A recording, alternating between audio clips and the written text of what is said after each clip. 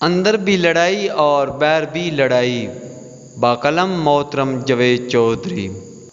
ان کا جواب بہت دلچسپ تھا۔ میرے گھر میں 70 کلو واٹ کے سولر پینل لگے ہیں، میں ان سے اپنے گھر کی ضرورت بھی پوری کرتا ہوں اور واپڈا کو بھی بجلی بیچتا ہوں۔ یہ ایک لانگ ٹرم سرمایہ کاری تھی، میں نے اس پر اچھے وقتوں میں 1.5 کروڑ روپے خرچ کیے تھے۔ مجھے اس سے یہ فائدہ ہوا، میں لوڈ شیڈنگ اور بجلی کے بلوں سے بچ گیا، لیکن اس ماہ مجھے بھی 10 لاکھ روپے کا بل موصول ہو گیا اور میں بھی دیر تک بل دیکھتا رہا اور سر پر ہاتھ مارتا رہا۔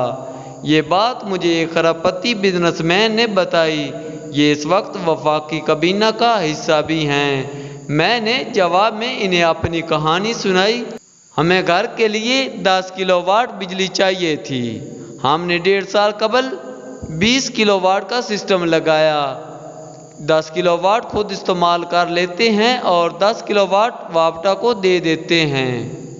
یوں ہمارے 1,76,000 روپے واپڈا کے ذمہ واجب الادا ہو گئے، مگر اس ماہ واپڈا نے ہمارے 1,56,000 روپے کاٹ لیے۔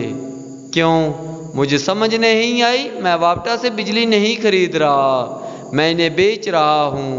میں رات کے وقت بھی اپنی بیٹریوں کی بجلی استعمال کرتا ہوں، میرے پاس واپڈا کی بجلی آ ہی نہیں رہی، مگر میں اس کے باوجود اسے بل بھی دے رہا ہوں۔ کیوں؟ وہ فوراً بولے، سیم ٹو می، میں بھی بجلی نہیں لے رہا، لہذا پھر بھی بل کس چیز کا ہے؟ یہ 2 مثالیں ہیں، لیکن اگر آپ گہرائی میں جا کر دیکھیں گے تو آپ کو ایسی لاکھوں مثالیں مل جائیں گی۔ ملک میں اس وقت بجلی کے 3 کروڑ 81 لاکھ میٹر ہولڈرز ہیں اور ہر ماہ اتنے ہی بل آتے ہیں، اور اس وقت پورا پاکستان بلوں پر بلبلا رہا ہے۔ عوام میاں شہباز شریف اور اسحاق ڈار کو جولیاں اٹھا کر بد دعائیں دے رہی ہے۔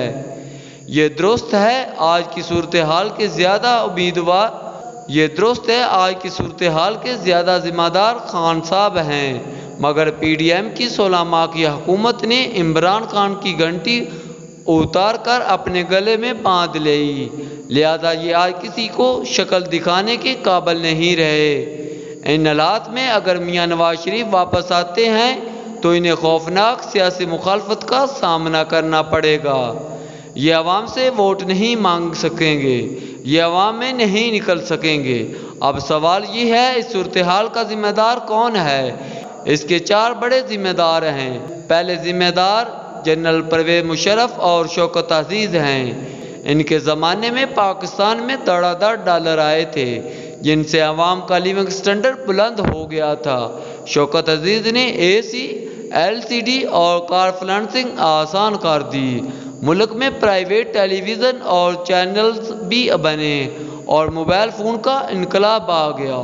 نتیجے میں بجلی کی ضرورت اور کھپت بڑھ گئی، مگر حکومت نے بجلی کی پیداوار پر کوئی توجہ نہ دی، چنانچہ 2005 میں خوفناک لوڈ شیڈنگ شروع ہو گئی۔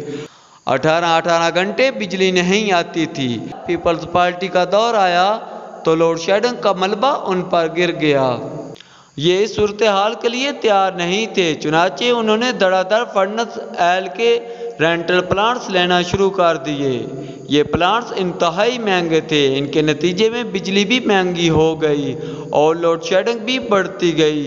اس دور میں خواجہ آصف نے پانی اور بجلی کے وفاقی وزیر راجہ پرویز اشرف کو راجہ رینٹل کہنا شروع کر دیا تھا اور ان کے خلاف سپریم کورٹ میں پٹیشن بھی دائر کر دی تھی۔ نواز شریف کا دور آیا تو ملک اندھیروں میں ڈوبا ہوا تھا۔ میاں صاحب نے بھی لانگ ٹرم حل کی بجائے فرنس اور ڈیزل پلانٹس لگانا شروع کر دیے۔ آئل کے لیے مسلسل ڈالر درکار تھے، پلانٹس کے مالکان کے ساتھ ریٹس بھی ڈالرز میں طے کر دیے گئے اور انہیں کیپیسٹی پیمنٹس بھی دے دی گئی، یعنی پلانٹس چلیں یا نہ چلیں، یہ اپنی مطلوبہ پیداوار کے برابر بجلی دیں یا نہ دیں، مگر حکومت کو انہیں پورے پیسے دینا پڑیں گے۔ اس فارمولے سے ملک میں بجلی تو پوری ہو گئی، لیکن خزانے پر بوجھ بڑھتا چلا گیا۔ آج حکومت کو ہر سال 2310 ارب روپے کیپیسٹی پیمنٹس دینی پڑتی ہیں۔ دوسری طرف پاور پلانٹس کے مالکان نے بھی کمال کر دیا تھا۔ فارمولا یہ تھا، مالکان پلانٹس کے 20% رقم خود ادا کریں گے اور 80% بینکوں سے لون لیں گے۔ مثلاً فرض کریں ایک پلانٹ $100 ملین کا ہے، مالک اس میں $20 ملین ڈالے گا اور $80 ملین بینکوں سے لون لیا جائے گا۔ اب مالکان نے کاغذوں میں اس کی مالیت $100 ملین کی بجائے $120 ملین کر دی۔ $100 ملین بینک سے لے لیا، اپنی جیب سے دھیلا خرچ نہیں کیا اور ہر سال اربوں روپے کمانے لگے۔ بجلی کے ساتھ دوسرا ظلم لائن لاسز کی شکل میں بھی ہوا۔ وابڈا کے لائن لاسز 20% تک ہے۔ ملک میں بجلی چوری بھی ہوتی ہے اور مفت بھی دی جاتی ہے۔ سرکاری ملازمین ہر سال 34 کروڑ یونٹ مفت لیتے ہیں۔ 520 ارب روپے کے لائن لاسز ہیں، جبکہ پچھلے سال 467 ارب روپے کی بجلی چوری ہوئی۔ کیپیسٹی پیمنٹ 2310 ارب روپے ہیں، جبکہ گردشی قرضے 25 ارب تک پہنچ چکے ہیں۔ یہ صورتحال پچھلے سال تک چھپی رہی کیونکہ ہم قرض لے کر ملک چلا رہے تھے، لیکن پھر ہمارے قرض اور سود کی قسطیں کل آمدن کا 85% ہو گیا اور IMF اور دوست ملکوں نے ہمیں قرض دینا بند کر دیا۔ عمران خان کا ان حالات میں بہت بڑا ہاتھ تھا۔ یہ قرضے بھی لے رہے تھے، دوست ملکوں کو ناراض بھی کر رہے تھے اور ملک میں بھی دل کا کام بھی نہیں ہو رہا تھا۔ لہذا PTI کی حکومت تیزی سے اپنی حماقتوں کے بوجھ تلے دفن ہو رہی تھی، مگر عین وقت پر نون لیگ نے عمران خان کا سر چٹان کے نیچے سے نکالا اور خود اس گرتی ہوئی چٹان کے نیچے بیٹھ گئے۔ ہمیں آج ماننا ہوگا، ہماری آبادی ضرورت سے زیادہ ہے اور یہ بے روزگار اور بے ہنر اور ناسمجھ بھی ہے۔ 25 کروڑ لوگوں میں صرف 2.5 کروڑ لوگ کام کرتے ہیں اور باقی 22.5 کروڑ انہیں ذلیل کرتے ہیں۔ ہماری آمدنی ہمارے وسائل سے 5 گنا کم ہے۔ ہمیں اگر 200 روپے چاہیے تو ہم صرف 20 روپے کما رہے ہیں، باقی 80 روپوں کے لیے ہمیں در در بھیک مانگنا پڑتی ہے۔ ہم توانائی کے لوکل وسائل کی بجائے امپورٹڈ وسائل پر انحصار کر رہے ہیں۔ ہم اپنی ضرورت کا 85% پٹرول درآمد کرتے ہیں۔ ہمارے پاس 2 طریقے تھے، ہم اپنی ضرورت کا پٹرول خود نکالتے یا ہم اپنی ضرورت کو محدود کر لیتے، جبکہ ہم نے پٹرول بھی نہیں نکالا اور اپنی گاڑیوں کی تعداد بھی بڑھاتے چلے گئے۔ ملک میں پبلک ٹرانسپورٹ بھی دستیاب نہیں ہے، لہذا ہم ہر سال 30 سے 35 ارب ڈالر کا پٹرول پھونک دیتے ہیں۔ ہمارے پاس تھرمل کوئلے کے وسیع ذخائر موجود ہیں۔ ہم اگر ان سے سالانہ 50,000 میگا واٹ بجلی بنائیں تو یہ بھی ذخائر 500 سال کے لیے کافی ہیں، لیکن ہم اس سے صرف 5332 میگا واٹ بجلی بنا رہے ہیں اور یہ کام بھی 5 سال قبل سٹارٹ ہوا۔ ہمارے پاس گیس کے ذخائر بہت تیزی سے کم ہو رہے ہیں، لہذا ہم گیس بھی امپورٹ کر رہے ہیں اور اس امپورٹڈ گیس کو چولہوں، تندوروں اور گاڑیوں میں ضائع کر رہے ہیں اور ہم اپنے نفع نقصان کو بھی نہیں سمجھتے۔ ہم جب چاہتے ہیں سڑکیں بند کر کے بیٹھ جاتے ہیں یا اپنی املاک کو جلا دیتے ہیں۔ اسٹیبلشمنٹ سیاستدانوں سے لڑ رہی ہے اور سیاستدان اسٹیبلشمنٹ کو ہرانا چاہتے ہیں۔ ہم ایک ایکسٹینشن کے لیے ملک کو سمندر میں گوتے دے دیتے ہیں۔ اس وقت بھی عدلیہ، اسٹیبلشمنٹ اور سیاستدان تینوں دستے گرباں ہیں۔